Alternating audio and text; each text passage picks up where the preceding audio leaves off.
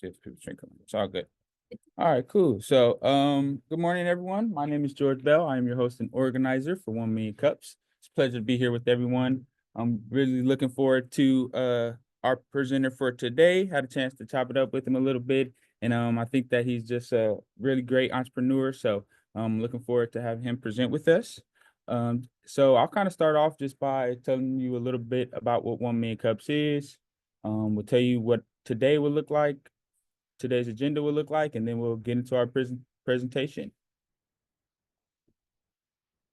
So 1 Million Cups was created by the Kauffman Foundation.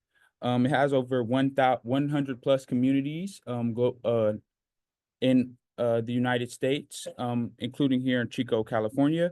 The mission of 1 Million Cups is pretty much to support entrepreneurs by providing education, engagement, and connections.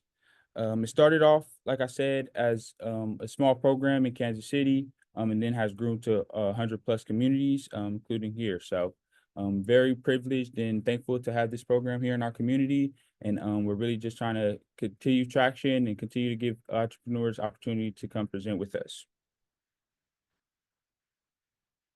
At its core, 1 Million Cups is the program designed to empower and connect local entrepreneurs. Like I said, give them a chance to share ideas, seek feedback, and learn from one another. 1 Million Cups goal is to lower the barrier of access to education and resources for all entrepreneurs.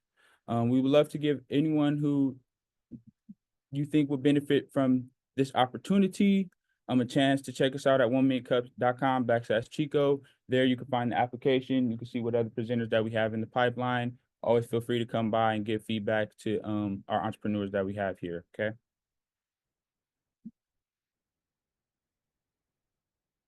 So like I said, today we will have a 6-minute presentation from a special guest. Then we'll do about 20 minutes of Q&A. Remember, just a reminder, this is not a chance per se just for investments or anything of that nature. Just mainly just give feedback, give resources that you know about, and that's about it, okay? From there, we'll do a wrap up. Quickly, I'll tell you a little bit about what Chico Start has going on, and then we'll be good to go. So without further ado, I would like to introduce our presenter for today, Michael Brennock.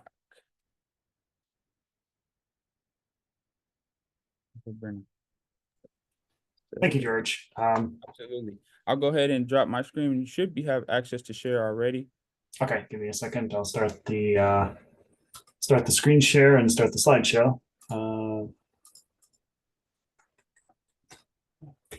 me know if you don't have access yet. Sure.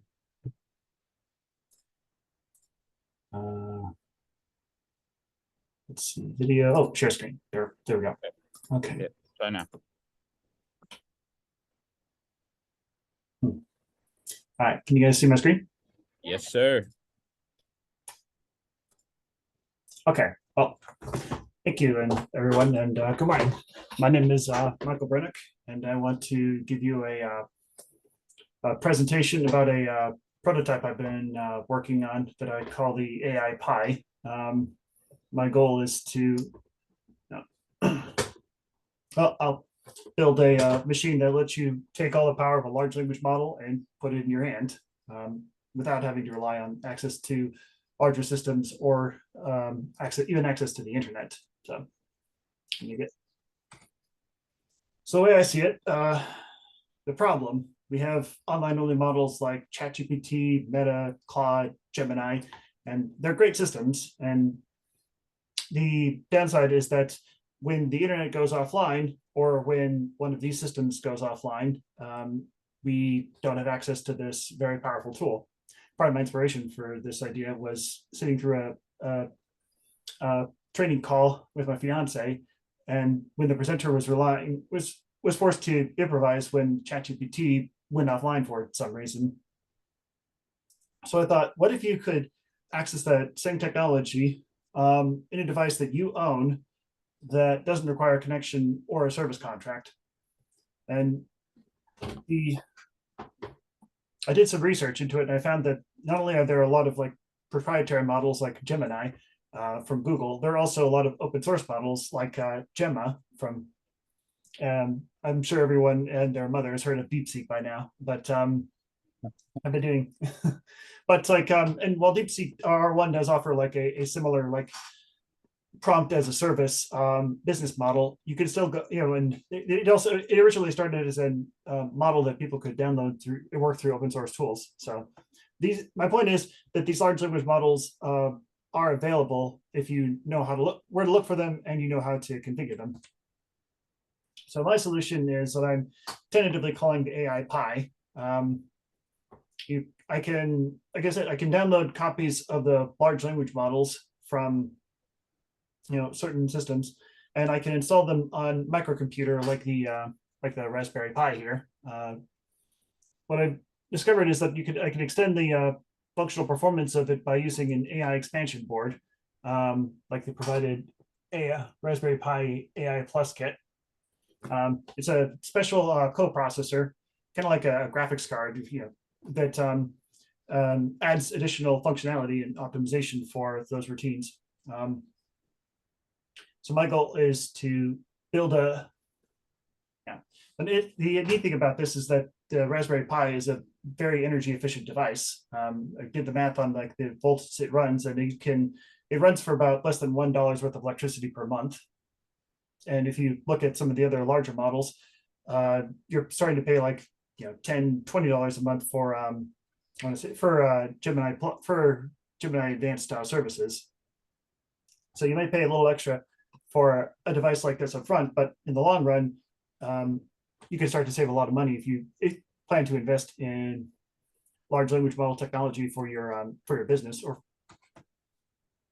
so marketing plan is to try and build a device like this with hardware and software that's targeted towards smaller businesses that are using ChatGPT for like prompts to help them with writing or with marketing plans.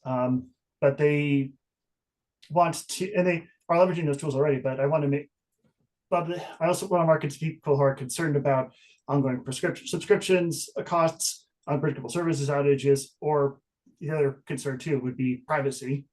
Because prompts that go through are supposed to be carefully monitored and sanctioned and randomized. But at the same time, what makes these models powerful is that they have a large token, they have a memory for the previous prompts, and they refer to those prompts and the answers, the token window to make their answers more intelligent. But if you can have a device that you own that keeps that history, then you can keep your information, keep your information confidential. So my plan is to build the devices, install the proprietary software, and start shipping them out to businesses. For marketing, I will offer, though not require, a service contract to provide support when issues do arise. I want to try and take this from a prototype to something that's more fine-tuned to different businesses. And at the earlier stages, I know that I'll have to do a lot of work pro bono to help build and tune this system for the needs of individual businesses. Hello, Stella. Please. Daddy's working right now. My cat. Sorry about that. So that's looking at the competitive landscape. There are larger players out there like OpenAI, Meta, Google. And if they decide they want to go into the smaller language model business, building machines and devices, I would have a harder time competing with them because number one, they have huge economy of scale, where I'm still trying to work out how to build this in an economical and cost-effective manner. But I'm going to be focusing on smaller markets to begin with, whereas Google tries to build, and other large language model try to build out the tools that they for larger systems. And as far as other competitors, like I tried to find people who are trying to market and build like in a similar like market vein as I am. People are building out like building the hardware and kits that they can send to people. But as far as I can tell, no one else is really trying to compete in this space. So what do I need next? I need feedback. So I created this prototype, but I'll need to continue. As I said before, I'll need to continue to build out an interface so that people can use the hardware and integrate it into their businesses. And they need to make sure it's intuitive for, not just for the technical and non-technical people as well. As a professional software developer, I'm used to taking on new challenges and building things on a rapid basis, but this will be a pivot. So as I said, for polish, the next thing.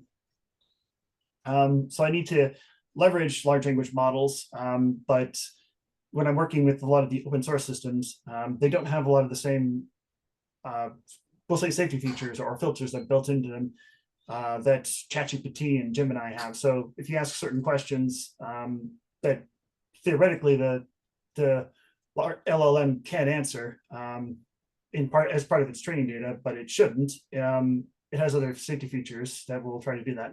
So I'll need to build those into the base system as well, or help to fine tune them. So I guess one thing I also I appreciate from your feedback would be just a sanity check, because I run the numbers on like how much the hardware costs. Try to consider the time it will take to build these kits, and also to build the software the interface will make this more useful for different businesses. And just want to make sure that that's actually feasible, or if that would be better if I had to go take a minimum wage job for all the work I would be doing, and like the profits, the revenues I would expect based on the cost after factoring the cost of the expenses for developing hardware. So that's the basic pitch, and I realized I went through things pretty quickly, but I was wondering if you guys had any questions or. Okay. Thank you, Michael. So interesting. Absolutely. Yeah, good man. Go ahead and drop your screen so we could Oh yeah, sure. be able to. Yeah. All right, cool. Oh, I knew Kent was gonna have questions. Yeah. Hi. Nice slide deck. Hello. Go ahead, Kent. Sorry. Okay. Well, I don't know if you can hear me. So I buy Raspberry Pis from SparkFun and Adafruit and stuff like that for my ham radio hobby projects. But here's something you might consider. This is a, oh, I can make it appear. It's a Windows based computer. It's like it costs a song. It has HDMI outputs and USB and Ethernet and other things. So I wonder if that might be, and it has internal storage and everything. So it's kind of set up for use. I don't know if you might consider looking at something like that as an alternative to Ada. I mean to Pi. Oh, that's a good question, and the from like a user perspective, it doesn't matter as much if the device that they're getting their software service from is a Linux or Windows, as long as it helps them as long as it takes the prompts that they have and returns answers to them. I started with Raspberry Pi because, well, I too am an enthusiast for like the microcomputers platform, and from what research I've done right now, like it seems like this would be a more cost-effective method, but I could be wrong, and I would love to experiment and tinker more to see like this says a Windows computer would work more. This says 12 volts at 3 amps, so I guess that seems more like on a low-end laptop, or so it's. I don't know if the power consumption is that much better when you have the expansion on your Pi and the Pi going. So I don't know. That's something to look into. Yeah.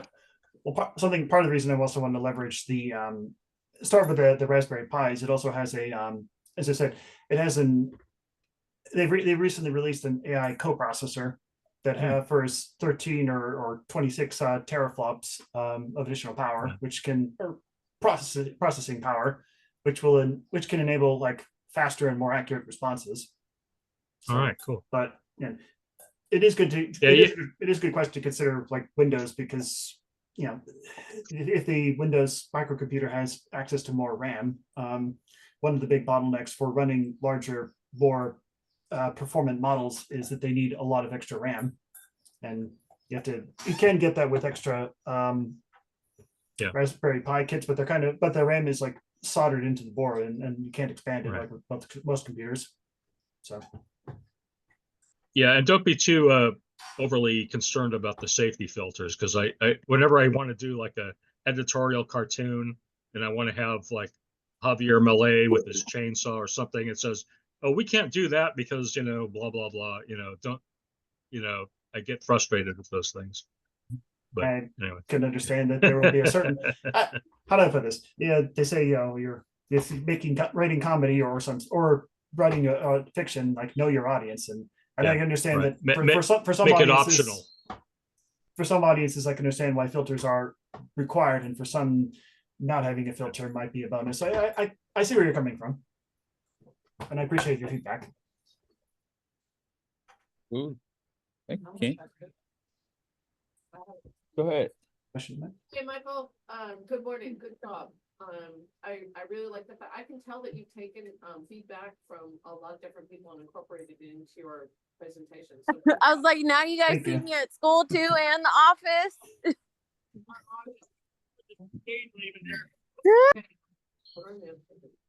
Sorry about that.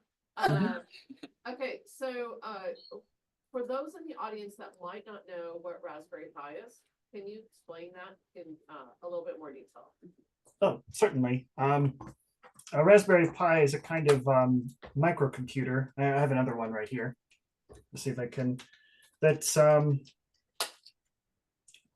it's from a little company in Great Britain that's wanted to take like the ideas of like the philosophy of like the Apple II and other like smaller computers, and like basically make like hardware like more easily accessible, more cost affordable. And I don't know why. Okay, I don't know why my camera is censoring this right now, but Yeah, no, we can see it. Thank you, Michael. but I mean, it's this little credit card sized computer, packs a lot of processing power for like, starting at like $50 per system. And every couple of years they release like a newer generation with almost double the performance, while both still maintaining relative, good affordability. So I want to,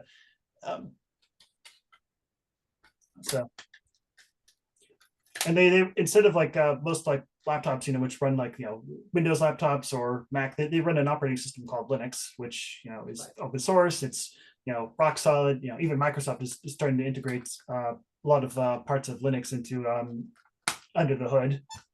Right. Right, and how much product market fit work have you done? Like, how many customer interviews have you done? And if it's none, that's fine. I know that you had this idea because you saw a problem, which is fantastic. That's what entrepreneurs are supposed to do. That they're supposed to act on their prompts like that, right? But from a standpoint of going out and there's one thing to assess a market and using data and citing sources, but there's another altogether to look at, like actually talking to people on how they would actually use it.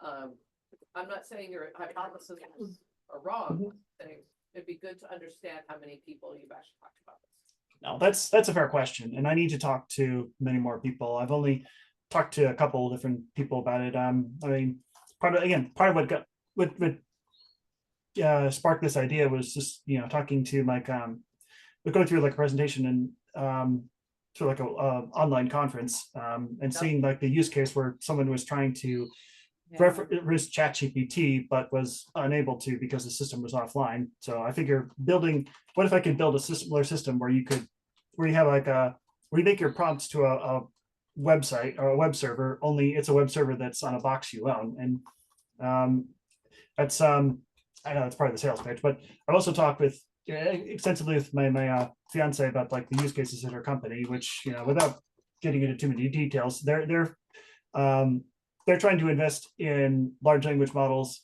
throughout lots of the the business itself, its day-to-day operations. And, but they're trying to also, they're still dependent on running their prompts through ChatGPT and other models, and incurring the monthly cost for that, and also the potential thing. So I figure if they're, I do need to talk with more businesses to see how they are using or want to use ChatGPT, and how I can make the system integrate with theirs more. So I'm, What I'm type of trying. business would you approach first, Michael? Hmm? What businesses would you approach first to be a test case, I guess? That's a good question.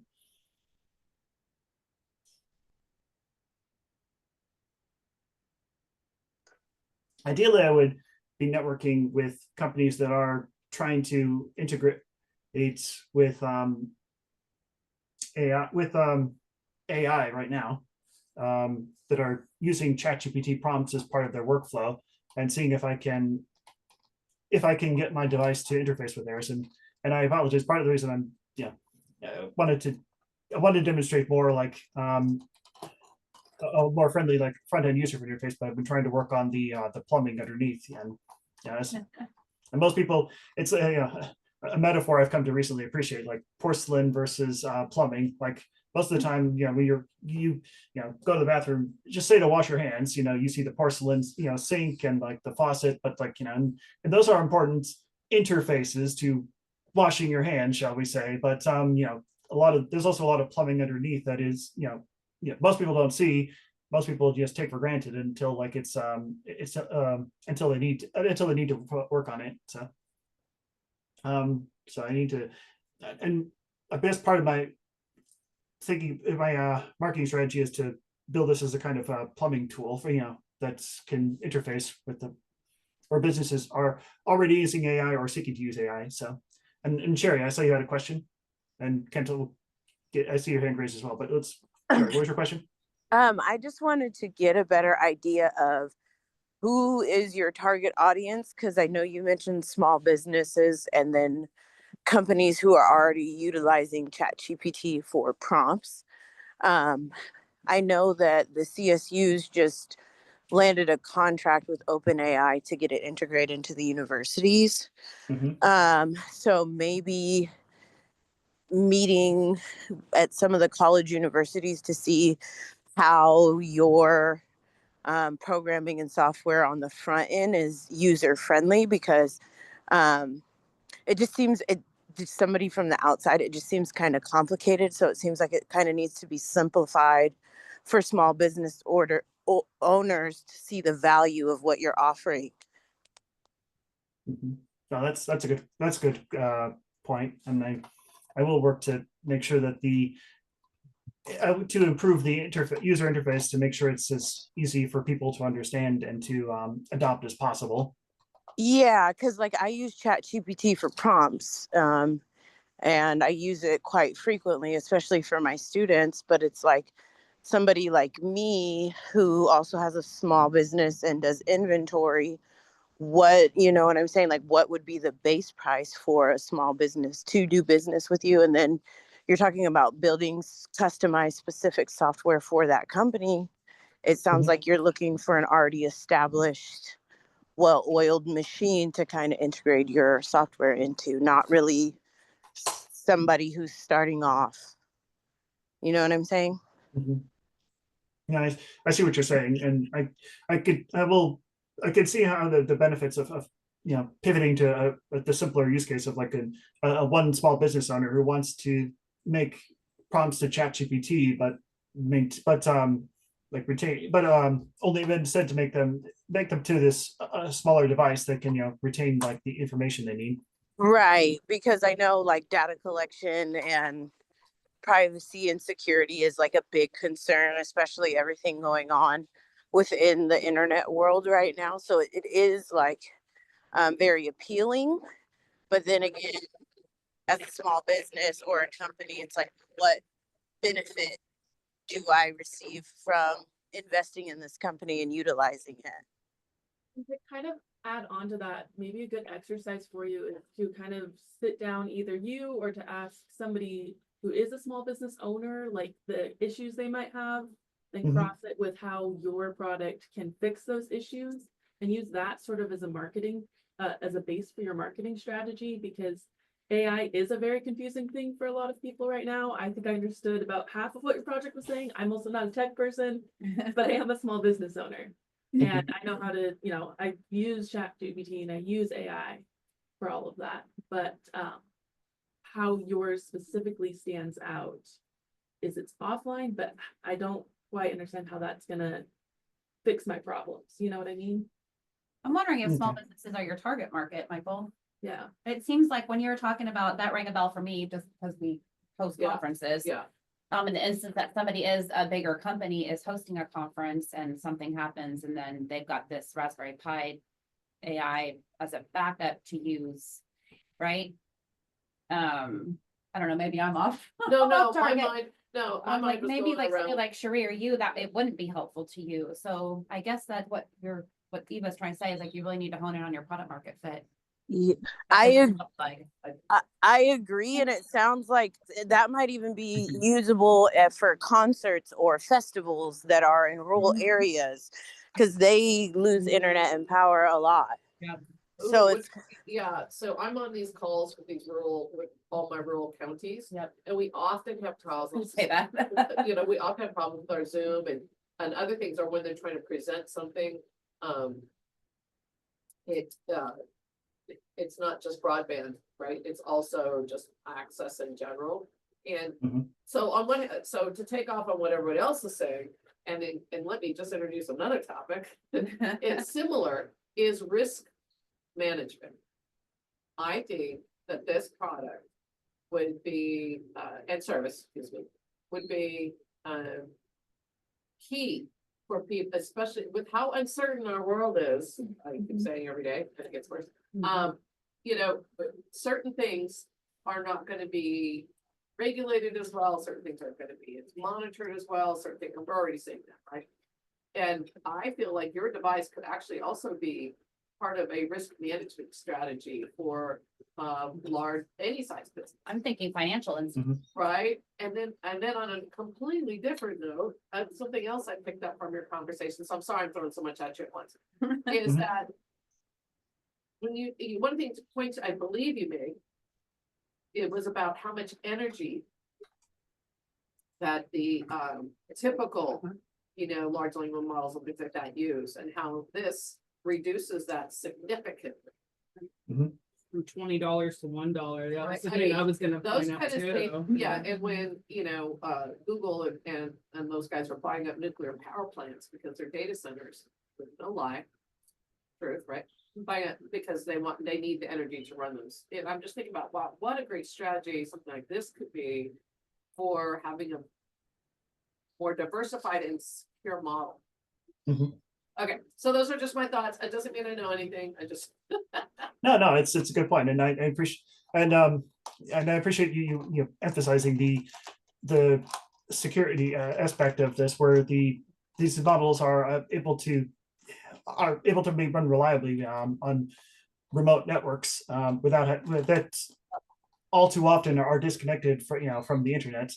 But with a device like this, you can maintain access to your LLM system, and yes, part of me, a goal is still to make it, to use the Raspberry Pi as a starting point, because it's so energy efficient. And you mentioned to even my healthcare. Yep.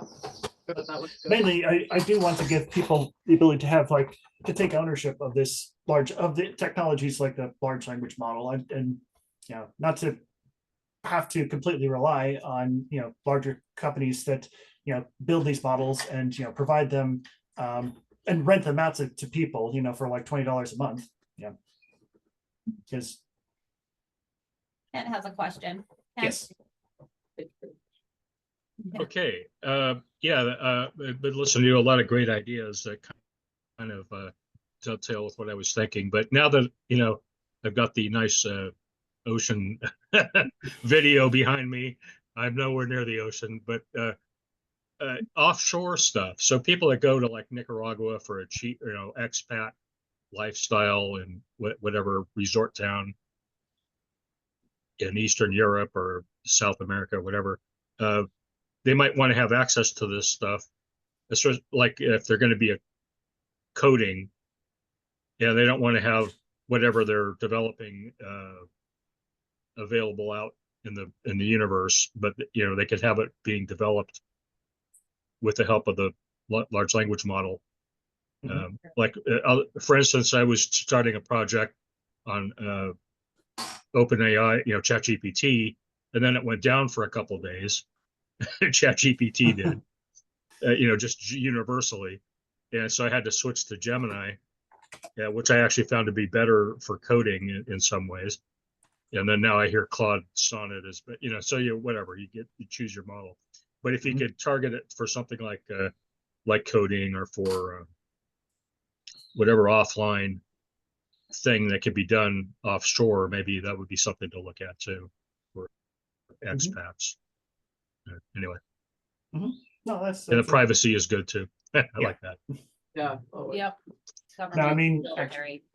Because I have non-disclosure agreements, and I don't want to, my the memory of the thing going out and divulging stuff. So.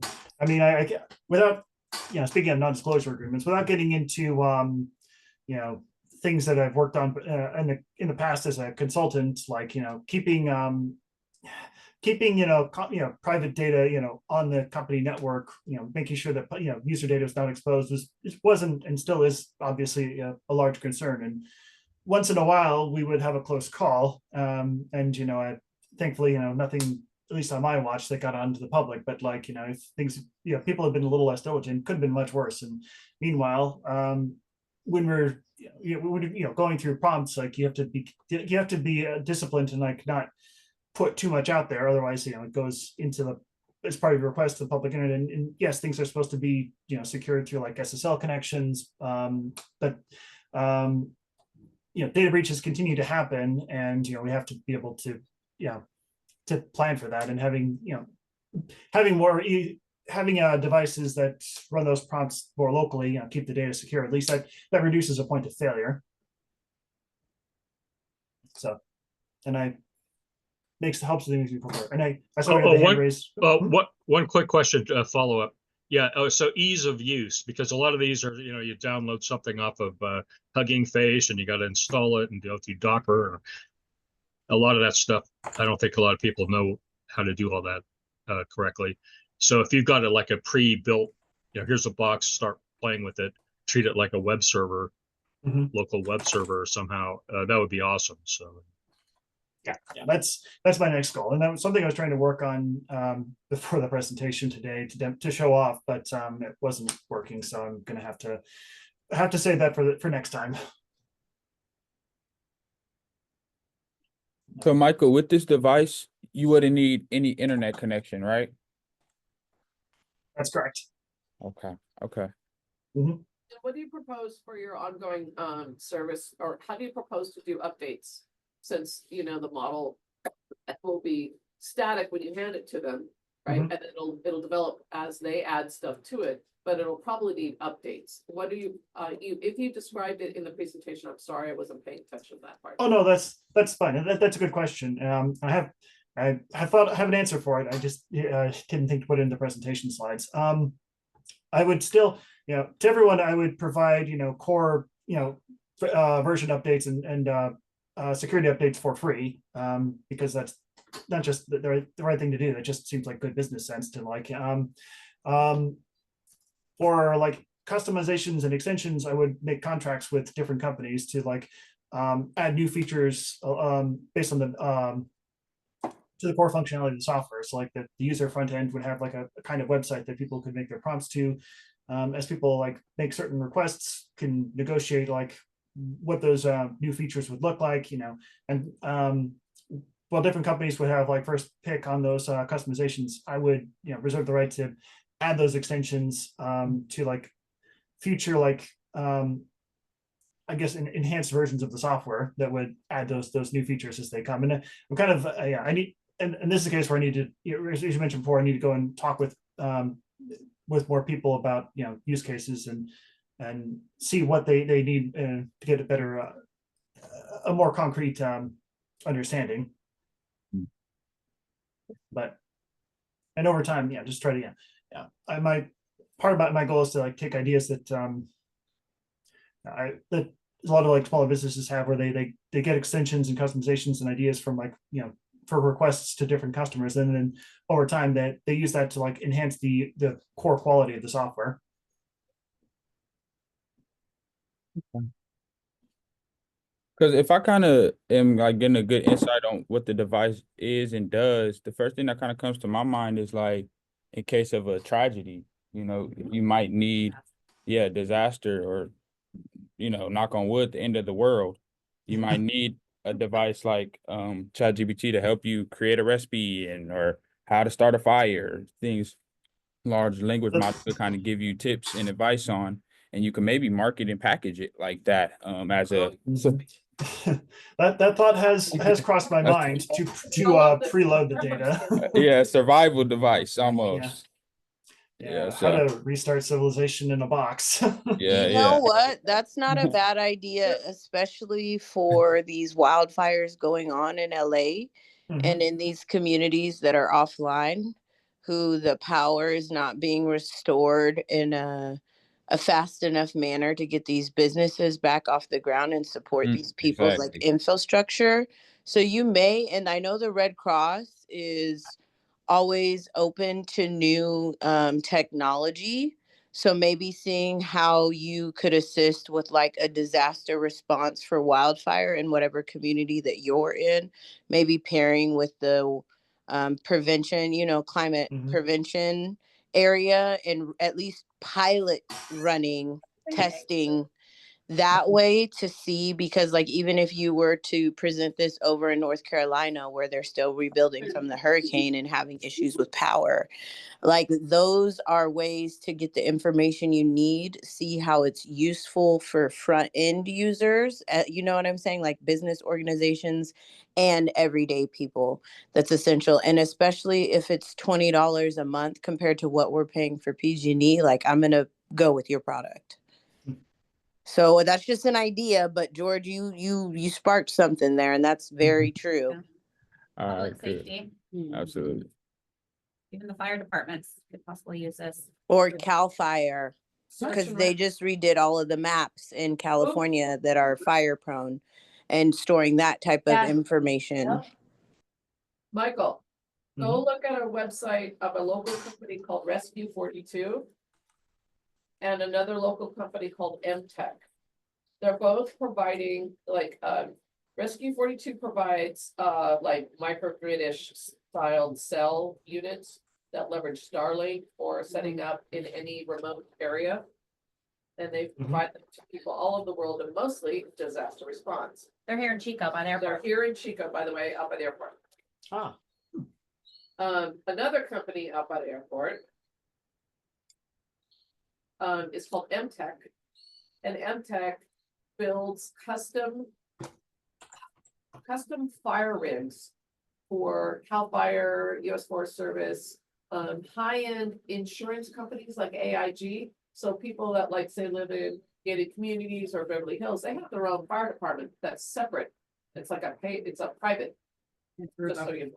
Anyway, so they built custom rigs, believe it or not, out of plastic, on top of like a F350 frame or a 2500 frame.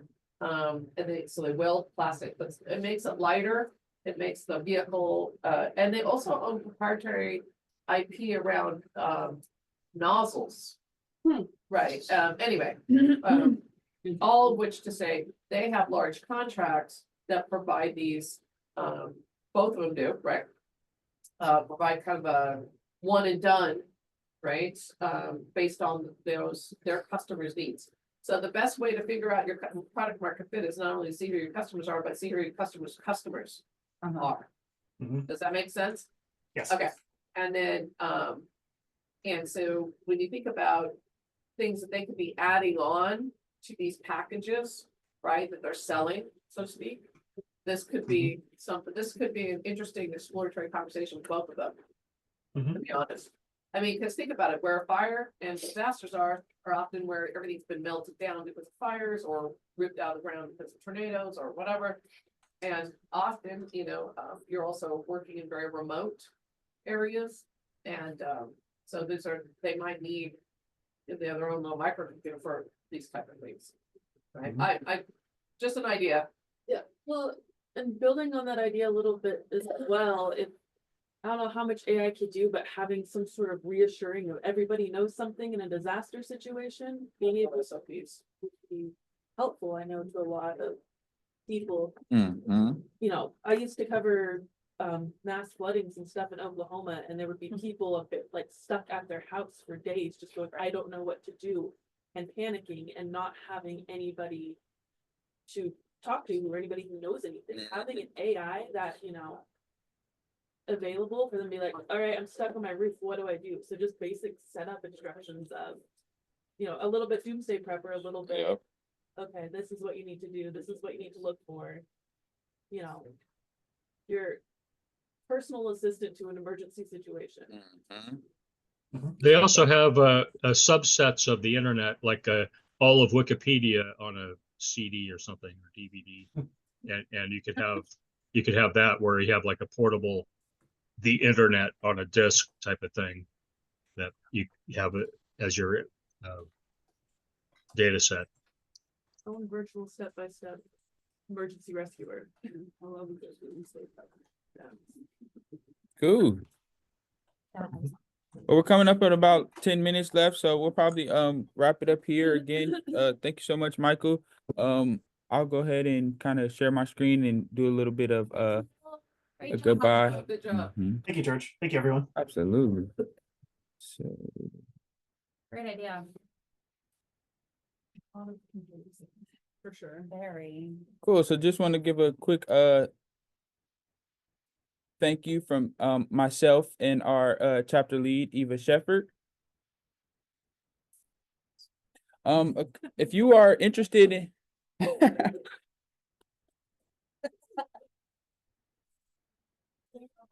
You guys don't know who Madeline Kahn is, but bring up my Madeline. okay, all right. Madeline Kahn, I gotta go do my research. I gotta go look it up.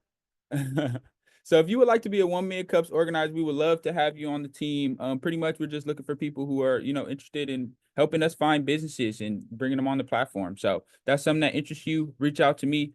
We want to give a shout out to some of our sponsors. We got Chico Start, Grow Tech, America's SBDC California, Habbo, Half a Bubble Out, Tri-Counties Bank, Startup Grind, and Global Entrepreneur Network. So please check out these sponsors. Without them, this program would not be possible. So big shout out to them. We got a few upcoming events from friends of Chico Start. We have Folsom Tech Week, which actually was from the 24th to the 28th, but it's still going on. They still have a lot of stuff on the docket. We got our very own Eva Shepard. She'll be speaking tomorrow at 9 a.m., I believe. And this is at the Commons at Granite City. So yeah, feel free to still pull up. It's I believe only $65 as right now, and it's still a lot of stuff. Going on. Yeah, still got a lot more to do. So still got a lot more stuff going on. So feel free to go check them out. I know we'll be the team will be there tomorrow. So if you want to find them, they'll be there. Also, we got our buddies at Clean Start with their Power Up event. That'll be, I believe, this evening. Yeah, that'll be this evening. It's in Sacramento, I think 1015 R Street. Yep, in Sacramento. But feel free to find all this stuff at chicostart.com/events. We got all that stuff right there for you. So you'll be able to find those events and more. Always we want to give a little bit of a opportunity to kind of tell you about some of the other stuff that we have at Chico Start, just so people know. You can sign up for our Chico Start weekly newsletter, where you'll be able to get updates on grants, events, and more. Also we got Open Grants AI. It's almost like Netflix. IO, sorry. It's almost like Netflix for grants. So want to check that out. That's also on our website. And we got our virtual toolkit. Anything that you want to learn, entrepreneur based, is there. So feel free to check out those things. Of course, that's at chicostart.com. And I just want to end with a quote. It says, "Success is not final, failure is not fatal. It is courage to continue that counts." And that's by Winston Churchill. So with that being said, I want to be able to say goodbye to everyone. Thank you so much for coming by. Look forward to seeing you next time. And yeah, have a good one. Michael, can I have you hold back just for 2 minutes after everybody logs off? Thank you. Absolutely.